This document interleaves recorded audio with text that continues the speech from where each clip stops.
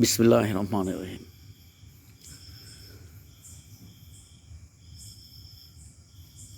বর্তমান অন্তর্বর্তীকালীন সরকারের 15 দিন সম্পর্কে বাংলা ভিশনের জনমত অনুষ্ঠানে আমাকে জিজ্ঞেস করা হয়েছিল 15 দিন সরকারের কার্যক্রম সম্পর্কে মন্তব্য করতে।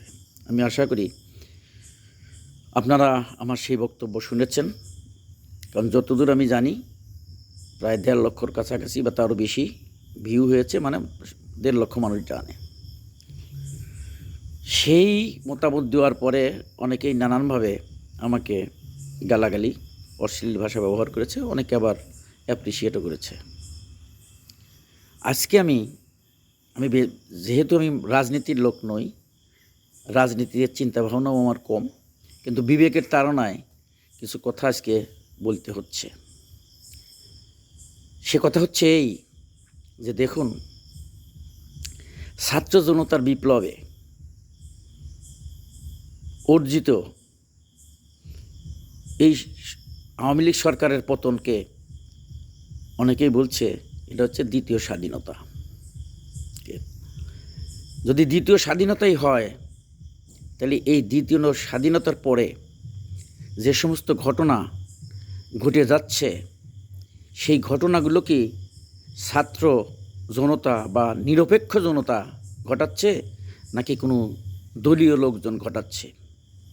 আপনারা নিশ্চয়ই জানেন, সম্মানিত শিক্ষকদেরকে জোর করে পদত্যাগ করানো হচ্ছে, তাদের গলায় জুতার মালা দেওয়া হচ্ছে, তাদেরকে জনসম্মুখে মাপ চাওয়ানো হচ্ছে। এগুলো যে ছাত্ররা করছে, যে সমস্ত ছাত্র নেতারা এখন উপদেষ্টা কমিটিতে আছেন, তারা বক্তব্য বিবৃতি দিচ্ছেন, কিন্তু সেগুলো তো থেমে নেই। দ্বিতীয় ঘটনা হচ্ছে, ছাত্র জনতার এই বিপ্লবে পরপরই সারা দেশে চাঁদাবাজি, রাহাজানি এবং ভয়ভীতি প্রদর্শন, জমি দখল, দোকান দখল, মার্কেট দখল, এই সমস্ত ঘটনা কারা ঘটাচ্ছে? তাহলে এই ছাত্র উপদেষ্টারা বা বর্তমান উপদেষ্টা কমিটি সেগুলো কি আপনার দমন করতে ব্যর্থ হচ্ছে? আমি আমার ফেসবুক পোস্টে বলেছিলাম যে সচিবালয়ের ভিতরে ঢুকে গেল আনসার বাহিনী চেন অফ কমান্ড ব্রেক করে সচিবালয়ে ঢুকে গেল। সরকারের গোয়েন্দা বিভাগ কি এগুলো জানতো না? আনসার বাহিনী থেকে একজন চিফ অফ আনসার, একজন মেজর জেনারেল নাই, তিনি জানতেন না? তাহলে আর যখন এই ঘটনা ঘটলো, তখন সেনাবাহিনীকে না ডেকে, পুলিশ বাহিনীকে না ডেকে সেখানে ছাত্র জনতাকে লেলায় দেওয়া হলো। তার মানে দেশের নিরাপত্তা আর দ্বিতীয় স্বাধীনতা রক্ষা করার দায়িত্ব কি শুধুমাত্র ছাত্রদের? তাহলে উপদেষ্টা কমিটি কি দেশ চালাচ্ছে? এরকম স্বাভাবিকভাবে প্রশ্ন আসতে পারে। আমি যদিও বিচ্ছিন্নভাবে কয়েকটা কথা বলছি, যেহেতু আমি বললাম আমি রাজনীতি না, রাজনৈতিকভাবে আমি বক্তব্য দিতেও পারি না। দ্বিতীয় কথা হলো যে, ছাত্র জনতার এই বিপ্লবের যে অর্জন, এই ছাত্র জনতার অর্জনের পরে সরকার কি কোনো, এই সরকার তো অনেক দিনই হয়ে গেল, প্রায় মাসখানিক হয়ে গেল, তারা কি এই ছাত্র জনতার বিপ্লবে যে সমস্ত লোকজন শহীদ হয়েছে, সেটা কি আমরা এখনও জানি? যে কতজন শহীদ হয়েছে সাধারণ ছাত্র, কতজন ছাত্র জামাত শিবিরের বা জামাতের লোক, কতজন বিএনপি বা ছাত্র দলের লোক, অথবা কতজন সাধারণ মানুষ? তাহলে বোঝা যেত যে আসলে এই বিপ্লবে কাদের কন্ট্রিবিউশন বা অবদান সবচেয়ে বেশি। মৃত্যুর হার দেখলেই বোঝা যেত কারা এখানে গেছে, সেটা করা হয় নাই। অতএব দেশবাসী জানতে পারছে না আসলে বিপ্লবটা কিভাবে ঘটলো। এটা কি বিএনপি আলাদের সহযোগিতায় ঘটলো? এটা কি জামাতের সহযোগিতায় ঘটলো? নাকি সাধারণ ছাত্রদের ঘটলো? এটার কিন্তু কোনো তথ্য নাই।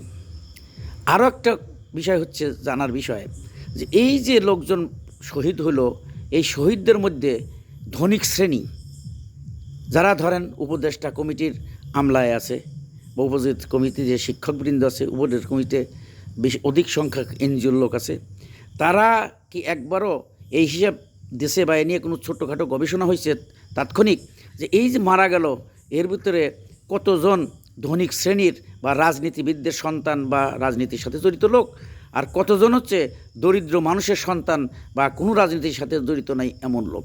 অর্থাৎ এই বিপ্লবটা প্রকৃত পক্ষে ছাত্র জনতা বলা হচ্ছে, কিন্তু এই ছাত্র জনতা কি নিরপেক্ষ ছাত্র জনতা, নাকি এর সাথে কোন পলিটিক্যাল পার্টির কতজন বা কিভাবে জড়িত আছে, এটা দেখার বিষয়। যে কোনো বিপ্লব সংগঠিত হলেই দেখা যায় ধনিক শ্রেণীর লোকজন বা উচ্চশিক্ষিত লোকজন সেই বিপ্লবের বেনিফিশিয়ারি হয়। সাধারণ মানুষ এই বেনিফিশিয়ারি থেকে অধিকাংশভাবে বাংলার ইতিহাস বলতেছে বা ভারত উপমহাদেশের ইতিহাস বলতেছে, তারা এই এই সুবিধা থেকে বঞ্চিত হয়। কিভাবে বঞ্চিত হয় দেখুন, এই যত রকম সিদ্ধান্ত বা রাজনৈতিক সিদ্ধান্ত হোক, জাতীয় কোনো সিদ্ধান্ত হোক, সেখানে কিন্তু গরিব মানুষের অংশগ্রহণ থাকে না, সবসময় ধনিক শ্রেণীর লোক হয়।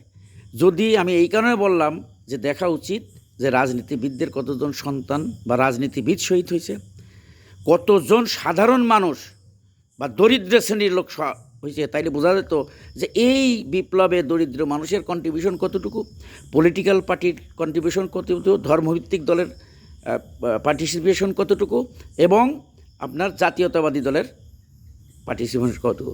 তাইলে বোঝা যেত যে এই এই এই কৃতিত্ব, সম্মিলিত কৃতিত্ব হইলেও তার মধ্যে কাদের অংশগ্রহণ ছিল, মানে সংখ্যাগরিষ্ঠ অংশগ্রহণ কাদের ছিল। আর দ্বিতীয় বিষয় হচ্ছে যে দেখেন, এত শহীদ মারা গেল, এক এক পত্রিকায় এক এক ধরনের নিউজ দেওয়া হচ্ছে, এতজন মারা গেছে, অতজন মারা গেছে, এ বিষয় সে বিষয়, কিন্তু কোনোভাবেই সঠিক তথ্য দেওয়া হচ্ছে না। আর